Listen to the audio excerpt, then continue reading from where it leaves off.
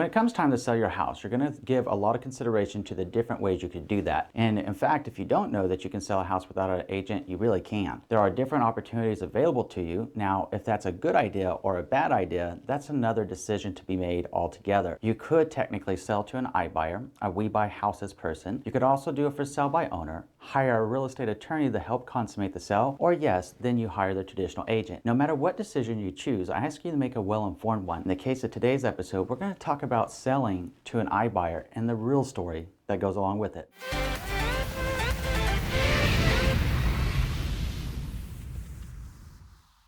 My name is Andrew Finney, and my passion is to help you make sense of real estate. If you need help finding a top agent near you, or if you simply want to drop me a line to say hello, my contact info is below. If you're new here, please go ahead and subscribe to this channel now and like this video. Thank you. All right, my friend, let's get into the real story about selling to an iBuyer. You may have heard of some of these people depending on where you're located within the country. They are operating in several different locations around the country currently. These companies include Opendoor, OfferPad, Zillow Offers, Knock, and Perch, just to name a few. With that in mind, let's talk about what is an iBuyer. According to Jovio, an iBuyer is a company or an investor that uses automated valuation models, also known as an acronym AVM, to make instant offers on homes. It allows sellers to close on a property quickly. Once sold, the company then turns around and resells the home for a profit. The second thing that you might want to consider here is, does it make sense to sell to an iBuyer? When thinking this through, we need to know the pros and cons of each of the 5 entities that we identified earlier, from going the first sell by owner angle, hiring a real estate attorney, selling to a we buy houses person, an iBuyer, or hiring a traditional listing agent to get your home sold. Now, thinking through that and keeping that in mind, let's stay focused in this conversation about the iBuyer side of this. With an iBuyer, some of the appeal here would be that you could sell your home for cash, knowing that you have a done deal and that you're going to be able to move out inside of 60 days, depending on the timing that you need, maybe even 90 days. But what is the catch with this? What is the real story that goes behind it? All I'm asking you to do here is to make a well-informed decision that's right for you. And if it is a good decision for you, then please proceed, but do so with open eyes. When we're thinking about when it would make sense to sell to an iBuyer, let's say that you've got a job transfer that's coming up and you have to be out of state and in that new state over there by a certain date. And let's say that the average days on market for hiring a traditional agent might be something along the lines of like 2 months, like 60 days, right? So if that was the case, and you might be thinking, I need to sell this house so I can move out of state, buy my new place, but I need the cash from my current home to be able to do that. I don't have a lot of time. It might be a situation that makes sense for you. There's certainly a place in the real estate market for an iBuyer, we buy homes, for sale by owners, attorneys, and the traditional agent. There's certainly a place in all of it. It's just a matter of understanding how each of those processes work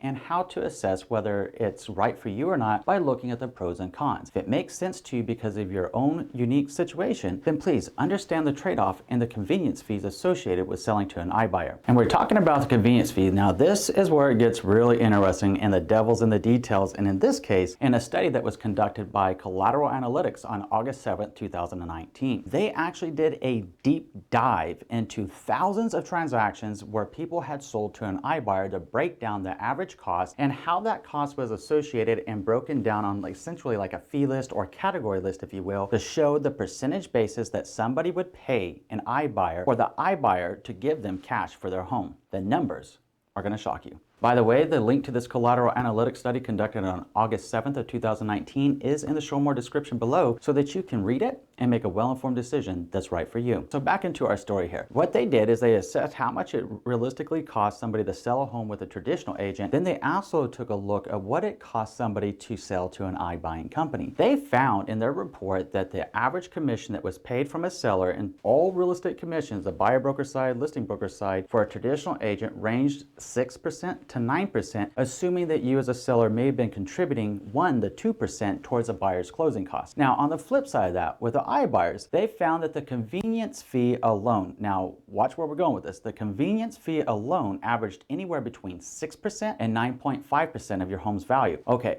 so right there, we're either like 6 to 9% with a traditional agent, assuming that you were going to pay some kind of buyer closing cost. And depending on the market's trends, indicators, and conditions, that may or may not be normal when you're watching this right now and considering putting your home on the market. On the flip side of that, we know with an iBuyer, that's very normal just for the convenience fee alone, 6 to 9.5%.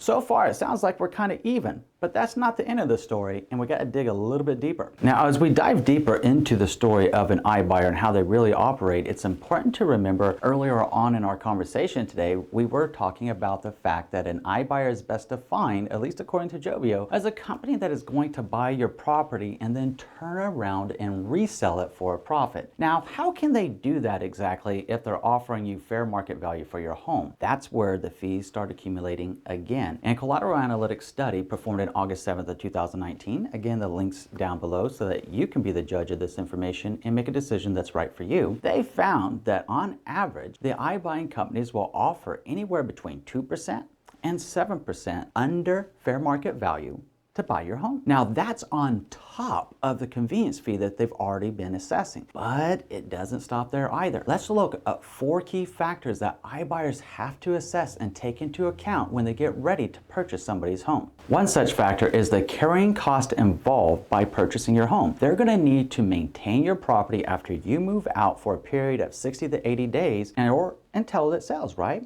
Whenever they want to sell it for a profit. So that means they're building into their fees the cost of the carrying your property after you've moved out so that they can turn around and sell it for a profit. Because of that convenience, they're going to charge a lot more. The second thing that iBuyers have to be careful about is how exactly are they going to safeguard that property after you move out and it's a vacant home. As we saw in the 2008 to 2010 housing crisis, a lot of homes that went into foreclosure and ended up as vacancies or vacant homes, if you will, during that period before the market started to rebound, had an increased break-in rate. You had people going into these vacant homes and stealing the copper, stealing the appliances, and stripping down these homes during that period of time. Well, what happens if the market were to shift? What would happen to all these homes that these iBuying companies are holding on to, and how exactly are they going to safeguard these homes? Because they're assessing these risks, that's part of why their fees are so high, is they want to charge you the convenience and charge you for the risk that they're taking as they get pumped hundreds of millions of dollars and billions of dollars from Wall Street money so that they could be able to purchase your home in the first place. So it's important to note how they're charging you, what they're charging you for, and the true cost associated with selling your home to an iBuyer. The third thing that they're looking at as a risk factor is called adverse selection. Now, if you might be thinking about what exactly is an adverse selection, Andrew, it's a great question. When we're talking about adverse selection, who knows that house better than anybody? You do. You own that house, you've lived in that house, and you know who your neighbors are and who your neighbors aren't. So let's say that you have a yapping dog across the fence. Let's say that down the street, you have a house that has 5 kids in it, always riding their bicycles up and down the street and always making a mess in the street with their chalk or whatever the case may be, leaving bikes out, whatever the situation may be. These are 2 annoyances. Now, how does that impact property value exactly? Well, you and I both know if you live next to that, it's a little bit hard to sell it when you have a prospective buyer going to look at your home. If you got the kids out in the street playing, some people are going to say, hey, that's cool, there's nothing wrong with that. But if they start seeing the bikes left unattended in the middle of the street, or people playing football or baseball or whatever the case in the middle of the street, then they have to ask themselves if that's the right kind of community for them. There's certainly a certain subset of people that that's going to appeal to. But what about that yapping dog? What about those loud neighbors that you know that are up until midnight partying or later and they play loud music?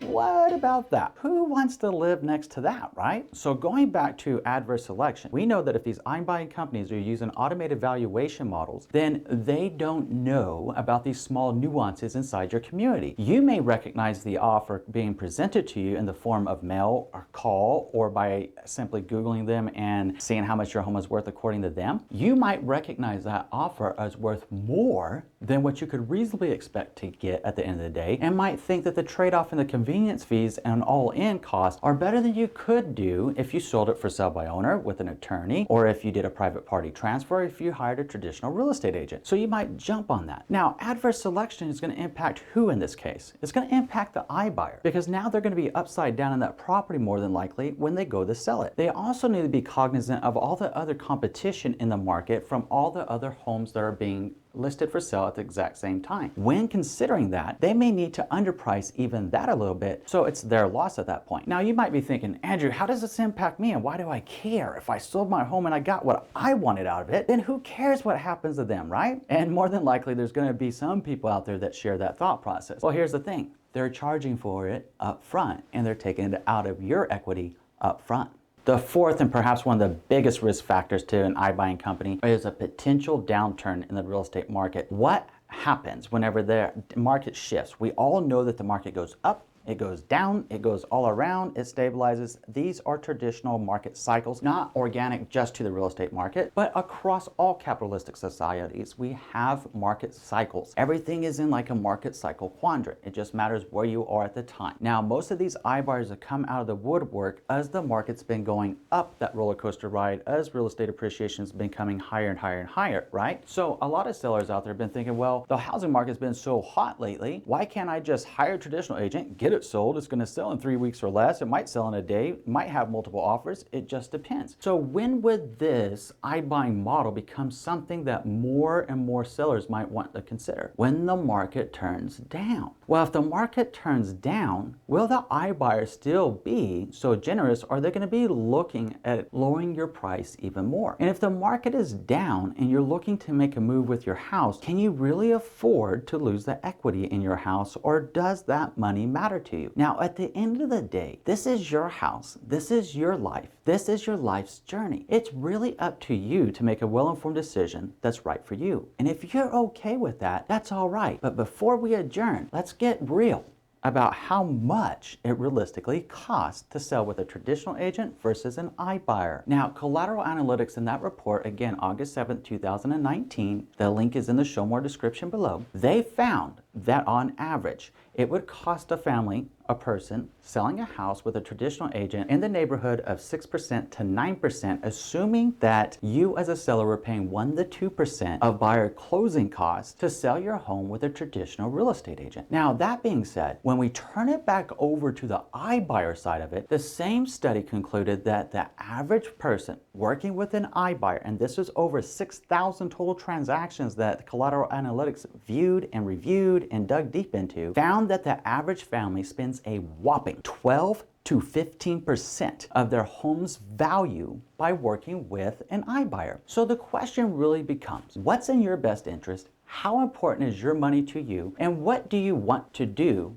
moving forward? Only you can answer that question. Hopefully we've given you some food for thought. We can get this conversation going so that if you hear somebody talking about iBuyers, you can be like, hey, you got to check out this video. Hopefully, by the time that you watch that video and you check out the show more description below with the links that are made available to the studies that are inside the video, you'll be able to make a decision that's right for you. I can't tell you what's right or wrong for you. Only you can tell yourself what's right or wrong for you. All I'm asking you to do is to get real with yourself and check yourself before you wreck yourself. Make sure that you're making the best decision that's right for you. All right, so if you want to dig a little bit deeper, you can also watch what is an iBuyer, and also if you're considering hiring a traditional real estate agent, you might want to be well prepared with the 20 questions to ask a listing agent. I'm looking forward to our next conversation. We'll see you in a few.